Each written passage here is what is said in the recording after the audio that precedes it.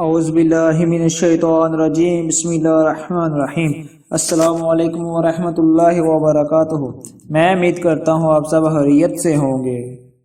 رسول اللہ صلی اللہ علیہ وآلہ وسلم کے جلیل القدر صحابی حضرت ابو ہریرہ کا نبی پاک صلی اللہ علیہ وآلہ وسلم کے پاس اسلام کی تعلیم حاصل کرنا۔ حضرت ابو ہریرہ رضی اللہ تعالیٰ عنہ کو طالب علم میں خاص رغبت اور خاص حمیت حاصل تھی۔ حضرت ابو ہریرہ رضی اللہ تعالیٰ عنہ 7 ہجری میں جب اپنے علاقہ تمامہ سے طویل سفر طے کرنے کے بعد مدینہ پہنچے،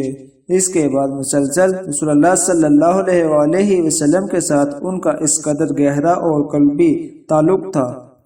گویا آپ صلی اللہ علیہ وآلہ وسلم کی محبت عقیدت ان کی شارگ میں اس طرح سما گئی تھی، لہذا اٹھتے بیٹھتے گھومتے پھرتے ہما وقت بس اس طرح رسول اللہ صلی اللہ علیہ وآلہ وسلم کے ساتھ ہی رہتے۔ جس طرح رسول اللہ صلی اللہ علیہ وآلہ وسلم کی محبت عقیدت ان کے دل میں سما چکی تھی، اسی طرح آپ سے استفادہ کسب فیض اور دینی تعلیم حاصل کرنے کا جذبہ بھی اس قدر شدید تھا کہ بس اسی چیز کو انہوں نے اپنا اوڑھنا بچھونا، اپنا نصب العین اور اپنا زندگی کا مقصد بنا لیا تھا۔ انصار مدینہ کے مشہور صحابی حضرت زید بن ثابت رضی اللہ تعالی عنہ فرماتے ہیں کہ یعنی ایک بار جب میں اور ابو ہریرہ نیز میرا ایک اور ساتھی ہم مسجد میں بیٹھے ہوئے اللہ سے دعا اور اس کے ذکر میں مشغول تھے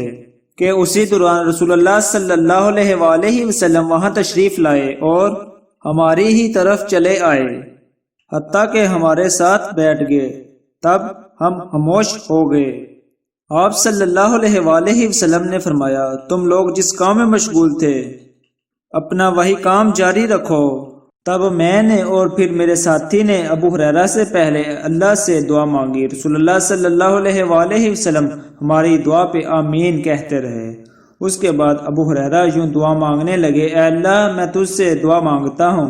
میں وہ چیز مانگتا ہوں جو مجھ سے قبل میرے 2 ساتھیوں نے تجھ سے مانگی ہے، اور مزید یہ کہ میں تجھ سے مانگتا ہوں ایسا علم جسے نہ میں کبھی بھول سکوں۔ اس پر رسول اللہ صلی اللہ علیہ وآلہ وسلم نے فرمایا آمین۔ تب ہم دونوں نے بھی یہی الفاظ کہے، ہم بھی اللہ سے مانگتے ہیں ایسا علم جسے ہم کبھی نہ بھول سکیں۔ تب رسول اللہ صلی اللہ علیہ وآلہ وسلم نے فرمایا، اس بارے میں بس یہ دوسری نوجوان تم پر سبقت لے چکا ہے۔ حضرت زید بن ثابت رضی اللہ تعالیٰ عنہ کہتے ہیں، مقصد یہ کہ حضرت ابو ہریرہ نے اللہ سے وہ چیز بھی مانگ لی جو ان سے قبل ہم نے مانگی تھی، اللہ تعالیٰ نے ان کو وہ بھی عطا کر دیا، اور پھر مزید یہ کہ خاص اللہ سے یہ دعا مانگی علم کے لیے۔ انہوں نے ایسی دعا مانگی، اے اللہ تعالیٰ مجھے ایسا علم عطا فرما جسے میں کبھی بھول نہ سکوں۔ ان کی دعا پر رسول اللہ صلی اللہ علیہ وآلہ وسلم نے آمین کہا۔ مقصد یہ کہ انہوں نے بطور خاص علم میں ترقی اضافے کی دعا مانگی، جس سے ان کے تحصیل علم میں خاص دلچسپی اور بہت زیادہ رغبت ظاہر ہوتی ہے۔ مزید یہ کہ ان کی اس دعا پر رسول اللہ صلی اللہ علیہ وآلہ وسلم نے آمین کہا، اور وہی قبولیت کی کوئی خاص گھڑی تھی، لہٰذا جب دوسروں نے وہی دعا کی تو رسول پاک صلی اللہ علیہ وآلہ وسلم نے آمین کہنے کی بجائے یہ ارشاد فرمایا، یہ دوسری نوجوان تم پر سبقت لے گیا ہے۔ دوسری نوجوان یعنی حضرت ابو ہریرہ، کیونکہ ان کا تعلق قبلہ دوسی تھا جو کہ تمامہ میں آباد تھا، اسی لیے ان کو دوسی بھی کہا جاتا ہے۔ تحصیل علم کے بارے میں اللہ کا دین سیکھنے اور سکھانے، اور پھر اس کے مطابق اللہ اور اس کے رسول کے احکام کی تعمیل اور اطاعت و فرما برداری کے معاملے میں حضرت ابو ہریرہ کا یہ بے مثال جذبہ، یہ شوق اور رغبت اور اس قدر اہتمام اور التزامات، یہ سب کچھ محض ان کی اپنی ذات تک محدود نہیں تھے، بلکہ ان کے دل میں یہی جذبہ دوسروں کے بارے میں بھی ہمیشہ موزن رہتا ہے۔ دوسروں کے بارے میں بھی انہیں یہی فکر دامنے گیری رہتی ہے کہ کاش سبھی لوگ اسی طرح اس معاملے میں رغبت، ذوق و شوق اور بلند ہمت کا مظاہرہ کریں۔ چنانچہ ایک بار حضرت ابو ہریرہ رضی اللہ تعالیٰ عنہ رسول اللہ صلی اللہ علیہ وآلہ وسلم کا مبارک دورہ گزر جانے کے بعد جب مدینے کے کسی بازار سے گزر رہے تھے، اس وقت وہاں خوب رونق تھی، خرید و فروخت کا سلسلہ بہت عروج پر تھا۔ یہ منظر دیکھ کر حضرت ابو ہریرہ اسی جگہ رک گئے، کچھ پریشانی کا شکار ہو گئے اور سوچنے لگے یہ سب لوگ کس طرح ذوق و شوق کے ساتھ بس اپنی دنیا کمانے میں مشغول ہیں، انہوں کو پتہ ہی نہیں ہے کہ رسول اللہ صلی اللہ علیہ وآلہ وسلم گزر رہے ہیں۔ کچھ دیر اسی جگہ خاموش کھڑے رہے، ان کی جانب دیکھتے رہے اور پھر قدر توقف کے بعد انہیں مخاطب کرتے ہوئے بلند بالا آواز سے کہنے لگے، اے مدینے والوں، کس قدر پست ہمت ہو تم لوگ۔